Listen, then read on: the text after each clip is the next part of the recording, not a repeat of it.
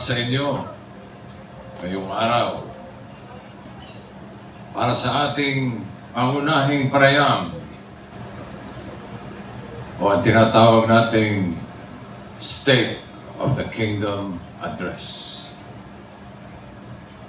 Pagkakataon upang tayo ay magkamustahan, patibayin ang ating pagsasamahan. Makasaysayan ang araw na ito sapagkat nagtipon-tipon tayo para sa pagkakaisa, para sa tuloy-tuloy na kaunlaran ng kaharian ng kalayaan.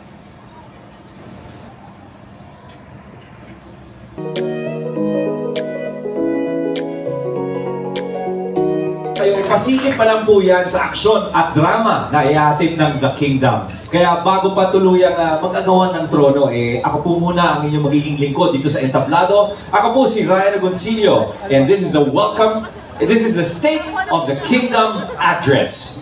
Tell us a bit about your character. Ako po pala dito si Felipe, ang apo ni Lacan Marisik. Ang karakter ko po dito ay nagsisimbolo ng katatagan at tradisyon ng Pilipinas na hindi nasakop ng kahit sinong dayuhan. Lupit po. Thank you, Zion. And Nico? Magandang gabi po. Dito sa pelikula, ako po si Tarek. Ako po yung maaasahan at nakakatawang utusan ng royal family. But most especially, close po ako sa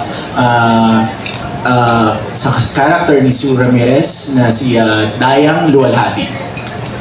And Nico, yung follow-up question natin, Yes. if you were really to live in a space na tulad ng sa pelikula, anong antas na Siguro middle class, yung sa gitna lang, para just right. Just right. Saks lang. What about you, Sid? Okay, ako po si Sid Lucero at dito sa pelikula, ang papel ko ay si Magan Bagwis.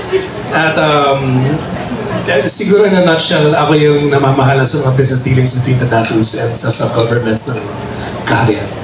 And to answer your second question, doon din ako sa middle class. Doon din ako nasanay. Saks lang. Thank you, Sid. Ladies? Hello, good evening everyone. Ako po si Sue Ramirez at gumaganap po Sue Ramirez po. Hello po. Gumaganap po akong Dayang Luwalhati dito sa pelikulang The Kingdom. Ako po ang pinakabunso at paboritong anak ng Lacan. Sa Disney Princess lang po ako dito. Opo, malapit na malapit sa totoong ako.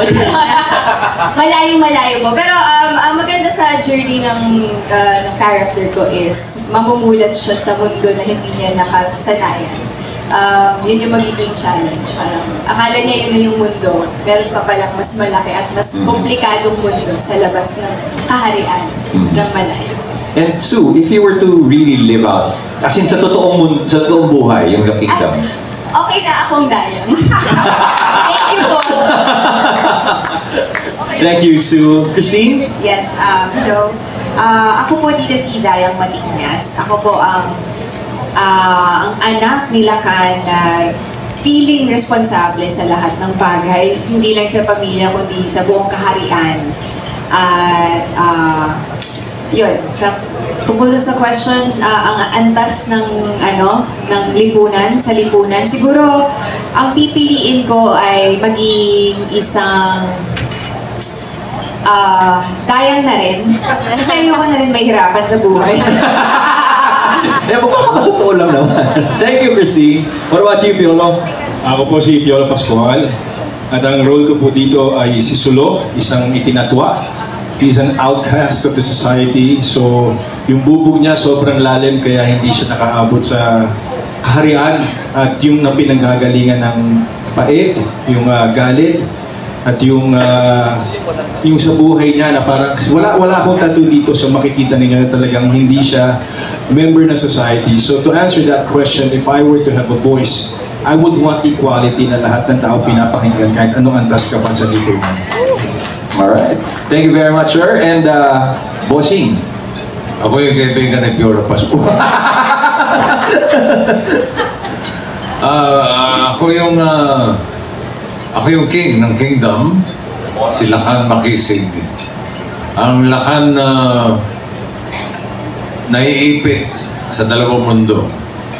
Mundo ng tradisyon at heritage at kultura at mundo ng pamilya, yung mga tunay na nararamdaman na galing sa kanyang puso.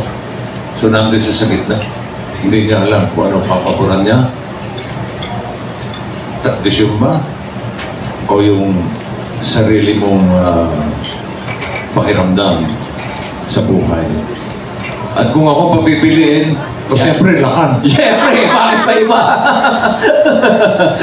And Bossing, maraming salamat po. Direct Mike, this is such an epic, parang a film of epic proportions. Gusto lang namin malaman, ano po yung inspirasyon behind the creation of this film? And as a follow-up na rin, Direct, what was the biggest challenge in transforming this unique idea into reality? Meron bang particular na eksena or an aspect of the film na talagang nahirapan po kayong buuin o i-execute?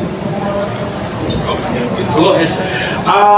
Yung pinagalingan talaga ng konsepto, actually, we wanted to make a non-political film about politics.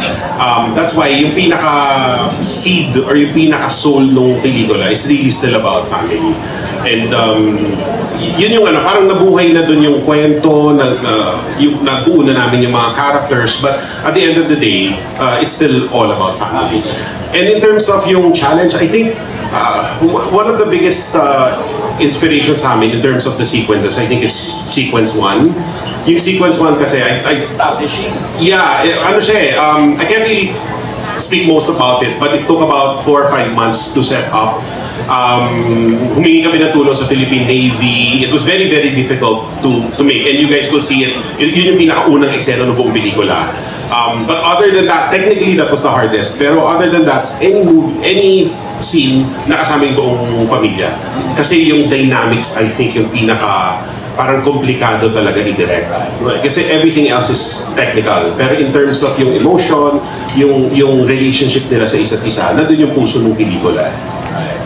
So no matter how epic the proportions are, it's still a very personal story. Thank you very much, Direct Mike, for sharing.